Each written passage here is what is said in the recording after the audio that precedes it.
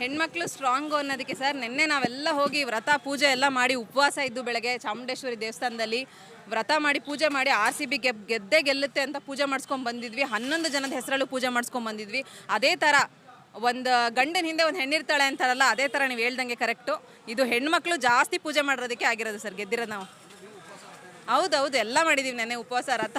ಅದೊಂದೇ ಅಂತ ಹೇಳ್ತಾ ಇಲ್ಲ, ನಿಜವಾಗ್ಲೂ ಒಂದು ಹಣ್ಣು ಮುದುಕಿಯಿಂದ ಹಿಡಿದು ಒಂದು ಚಿಕ್ಕ ಮಗುವಿಂದ ಹಿಡಿದು RCB ಅಂತ ಅಪ್ಪ ಅಮ್ಮನೇ ಹೇಳ್ಕೊಟ್ಬಿಟ್ಟಿದ್ದಾರೆ. ಈಗ ಪಾಠ ಹೇಳ್ಕೊಡ್ತಾರಲ್ಲ ಮಕ್ಳಿಗೆ ಮನೇಲಿ, ಒಂದು ಸಣ್ಣ ಪುಟ್ಟ ಮಕ್ಕಳಿಗೆ ಇದು ಅದು ಅಂತ, ಹಂಗೆ RCB ಅನ್ನೋದು ತಲೆಯಲ್ಲಿ ಹೊಕ್ಕೊಂಬಿಟ್ಟಿದೆ. ನಮ್ದು ಉಸಿರಾಗಿದೆ ಸರ್. ನಿಜವಾಗ್ಲೂ ವಿರಾಟ್ ಕೊಹ್ಲಿ ಅವರು ನೆನ್ನೆ ಕನ್ನಡ ಭಾಷೆಯಲ್ಲಿ ಸ್ವಚ್ಛಂದವಾಗಿ ಕಪ್ಪು ನಮ್ಮದೇ ಅಂತ ಒಂದು ಮಾತು ಹೇಳಿದ್ರಲ್ಲ ಸರ್, ಅವ್ರಿಗೆ ಇರೋಂಥ ಅಭಿಮಾನನ ನೋಡಿದ್ರೆ ನಾವು ಇನ್ನೂ ಎಷ್ಟು ಅಭಿಮಾನ ತೋರಿಸ್ಬೇಕಪ್ಪ ಇವ್ರಿಗೆ. ನಮ್ಮ ಅಪ್ಪುಗೆ ಹೆಂಗೆ ಅಭಿಮಾನ ತೋರಿಸ್ತಿದ್ವಿ ಅದೇ ಥರ ಇವ್ರಿಗೆ ಅತಿ ಹೆಚ್ಚು ಅಭಿಮಾನ ತೋರಿಸ್ಬೇಕು ಅಂತ ಅನಿಸ್ಬಿಟ್ಟಿದೆ ಸರ್.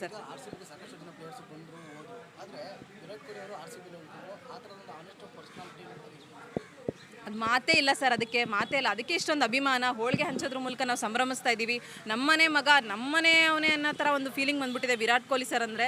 ನಿಜವಾಗ್ಲೂ ಅವರ ಒಂದು ಏನು ಹೇಳ್ತಾರೆ, ಅವ್ರ ಒಂದು ಡೆಡಿಕೇಶನ್ ಇದೆಯಲ್ಲ ಸರ್. 18 ವರ್ಷ ಒಂದು ತಂಡದಲ್ಲಿ ನಿಲ್ಲಬೇಕು ಅಂತಂದರೆ ಅದಕ್ಕೂ ಒಂದು, ಈಗ IPL ಮ್ಯಾಚ್ ಬಗ್ಗೆ ನಿಮಗೆ ಗೊತ್ತು ಸರ್, ನಮ್ಮ ಆ ಟೀಮ್ ಕರೀತಾರೆ ಈ ಟೀಮ್ ಕರೀತಾರೆ ಅಂತ ಹೋಗ್ಬೋದಿತ್ತು. ಆದರೆ ಇದೇ ಟೀಮಲ್ಲಿ ನಿಂತು ಗೆಲ್ಲೋದಿದೆಯಲ್ಲ ನೆನ್ನೆ, ನಿಜವಾಗ್ಲೂ ಅದನ್ನು ಹೇಳೋಕ್ಕೆ ಅಸಾಧ್ಯ.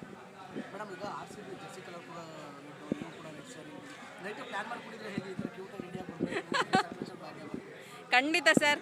ಈಗ ನಮ್ಮ ಮನೆಯವ್ರಿಗೆ ಏನು ಕಲರ್ ಇಷ್ಟ ಅಂತ ನಾವು ಹೆಂಗೆ ಕೇಳ್ಕೊಂಡು ಹಾಕೊಂಡು ರೆಡಿ ಆಗ್ತೀವಿ, ಅದೇ ಥರ ಇದು ನಮ್ಮನೆ ಹಬ್ಬ ಅನ್ನೋ ಥರ ನನಗೆ ಇವತ್ತು ರೆಡ್ ಹಾಕೊಬರ್ಬೇಕು ಅನ್ನೋದಿತ್ತು. ಸೊ ರೆಡ್ ಕಲರೇ ಹಾಕೊಂಡು ಬಂದಿದ್ದೀನಿ. ನಂಗೆ ಖುಷಿನ ಎಕ್ಸ್ಪ್ರೆಸ್ ಮಾಡೋಕ್ಕೆ ಆಗ್ತಾಯಿಲ್ಲ. ಅಷ್ಟು ಒಂದು ಅದ್ಭುತವಾದ ಒಂದು ಗೆಲುವನ್ನು ತಂದುಕೊಟ್ಟಿದ್ದಾರೆ. ರೋಚಕವಾಗಿತ್ತು ಮ್ಯಾಚ್ ಮಾತ್ರನೇ.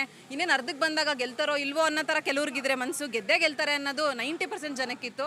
ನಾವೇನು ಅನ್ಕೋತೀವಿ ಅದೇ ಆಗ್ತೀವಂತೆ. ಹಾಗೆ ಅವ್ರು ಏನು ನಾವೇನು ಅನ್ಕೊಂಡ್ವಿ ಹಂಗೆ ಆಯಿತು. ಗೆಲ್ತಾರೆ ಅಂತ ಹೇಳ್ತಾ ಇದ್ರೆ ಅದೊಂದು ಸೈಕಾಲಜಿ ಇದೆಯಂತ ಥರ ಮ್ಯಾನಿಫೆಸ್ಟ್ ಅಂತೆಲ್ಲ ಮಾಡ್ತಾರೆ. ಇವಾಗ ನಾವು ಅನ್ಕೋತಾನೆ ಇದ್ರೆ ಆಗುತ್ತೆ ಅಂತ, ಹಾಗೆ ಆಗೋಯ್ತು ಸರ್. ಅದು RCB ಕಪ್ ನಮ್ಮದೇ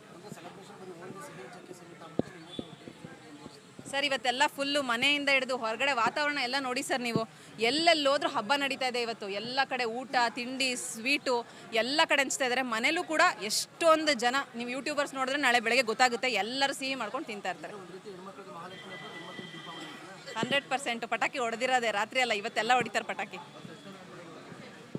ನಾನು ಪಟಾಕಿ ಹೊಡೆದಿಲ್ಲ. ಪಟಾಕಿ ಸೌಂಡ್ ಎಲ್ಲ ಚೆನ್ನಾಗಿ ಕೇಳಿಸ್ತಾ ಇತ್ತು. ನಾವೆಲ್ಲ ಆರಾಮಾಗಿ ಬಾದಾಮಿ ಹಾಲು ಕುಡ್ಕೊಂಡು ಮಲ್ಕೊಂಡ್ವಿ ಸರ್, ನೆಮ್ಮದಿಯಾಗಿ. ಖುಷಿ ವಿನು, KVK ಫೌಂಡೇಶನ್ ಅಧ್ಯಕ್ಷರು. Thank you. ನಿನ್ನೆಗೆ ನಮ್ಮ 18 ವರ್ಷದ ವನವಾಸ ಮುಕ್ತಿ ಹೊಂದಿದ್ದೇನೆ. ಈಗ ವಿಜೃಂಭಣೆ ಆಚರಿಸ್ತಾ ಇದ್ದೀವಿ. ಏನು 18 ವರ್ಷದಿಂದ ಈ ಕಪ್ಗಾಗಿ ಸದಾ ಪ್ರಯತ್ನ ಪಟ್ಟಿದ್ರು ದಕ್ಷಗಳಕ್ಕಾಗಿತ್ತಿಲ್ಲ. ನಿನ್ನೆ ದಿನ ಆ ಕಪ್ಪು ನಮ್ಮದಾಗಿದೆ. ಕರ್ನಾಟಕದಲ್ಲಿ ಭಾಳ ಸಂತೋಷವಾಗಿದೆ. ಅದೇ ರೀತಿ ಪ್ರಪಂಚಾದ್ಯಂತ ಈ RCB ಕಪ್ ಗೆದ್ದಿರೋದ್ರಿಂದ ಭಾಳ ಸಂತೋಷ ಆಗ್ತಾಯಿದೆ. ತಾಯಿ ಚಾಮುಂಡೇಶ್ವರಿ ಆಶೀರ್ವಾದದಿಂದ ಕಪ್ಪು ಈ ಬಾರಿ ನಮ್ಮದೇ ಆಗಿದೆ. ಮುಂದಿನ ಬಾರಿ ಏನು ಕಪ್ಪು ನಮ್ಮದೇ ಆಗುತ್ತೆ.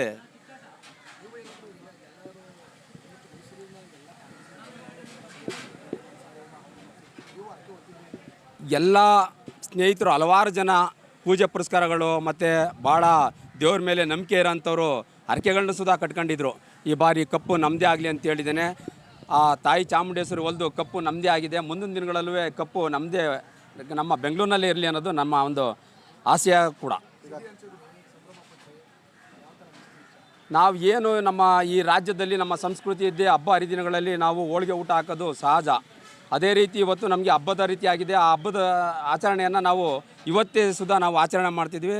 ನಮ್ಮ ಸ್ನೇಹಿತರಾದ ನಮ್ಮ KR ಬ್ಯಾಂಕ್ ಅಧ್ಯಕ್ಷರ ಬಸಪ್ಪನವರು ಈ RC ಕಪ್ ಗೆದ್ದಿದ್ದೆ ಆದರೆ ನಾನು ಹೋಳಿಗೆ ಊಟನ ಹಾಕ್ತೀನಿ ಅಂದರು. ಅದೇ ರೀತಿ ಮೈಸೂರಿನ ಎಲ್ಲ 16 ಕ್ಯಾಂಟೀನ್ಗಳಲ್ಲೂ ಇಂದಿರಾ ಕ್ಯಾಂಟೀನ್ಗಳಲ್ಲಿ ಹೋಳಿಗೆ ಊಟನ ಹಾಕ್ಸ್ತಾ ಇದ್ದೀವಿ. ಇವತ್ತು ಇಲ್ಲಿ ಏನಪ್ಪ ಅಂತಂದರೆ ಎಲ್ಲ ಜನರು, ಸಾಮಾನ್ಯ ಜನರು ಸುಧಾ ಇಲ್ಲಿ ಇರ್ತಾರೆ.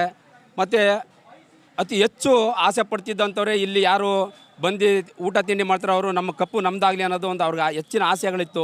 ನಾವು ಬಂದು ನೋಡಿದಾಗ ಅನ್ನಿಸ್ತು ನಾವು ಇದನ್ನು ಇಂದಿರಾ ಕ್ಯಾಂಟೀನಲ್ಲೇ ಮಾಡಬೇಕು ಅನ್ನೋದಕ್ಕೋಸ್ಕರ ಇಂದಿರಾ ಕ್ಯಾಂಟೀನ್ ಆಯ್ಕೆ ಮಾಡ್ಕೊಂಡಿದ್ದಂಥದ್ದು.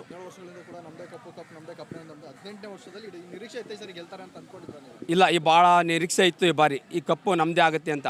ಯಾಕೆ ಅಂದರೆ ಹಿಂದಿನ ಈ ಬಾರಿ ನಮ್ಮ ಈ ರಾಜ್ಯದ ಮುಖ್ಯಮಂತ್ರಿಗಳು 2ನೇ ಬಾರಿಗೆ ಆಯ್ಕೆ ಆದಂಥ ಸಿದ್ದರಾಮಯ್ಯನವ್ರು ಬಂದಾಗ ಎಲ್ಲರೂ ಹೇಳ್ತಾಯಿದ್ರು ಇವರು ಕಾಲ್ಗುಣ ಸರಿ ಇಲ್ಲ, ಹಾಗೆ ಹೀಗೆ ಬರಗಾಲ ಅಂತ ಹೇಳಿದ್ದೇನೆ. ಇವರು ಬಂದ ನಂತರ ಈಗ ಎಲ್ಲ ಕೆರೆ ಕಟ್ಟೆಗಳು ನದಿಗಳು ಎಲ್ಲ ತುಂಬಿ ಡ್ಯಾಮ್ಗಳು ತುಂಬಿ ಹರಿತಾ ಇದೆ. ಅದೇ ರೀತಿ ಇವ್ರ ಕಾಲ್ಗುಣದಲ್ಲೇ ನಮಗೂ ಒಂದು ಆಸೆ ಎಲ್ಲ ಹೇಳ್ತಾಯಿದ್ರು ಇವರು ಬಂದಾಗ ಬರಗಾಲ ಅಂತ. ಕಪ್ಪು 18 ವರ್ಷದ ನಂತರ ನಮ್ಮದೇ ಆಗಿದೆ.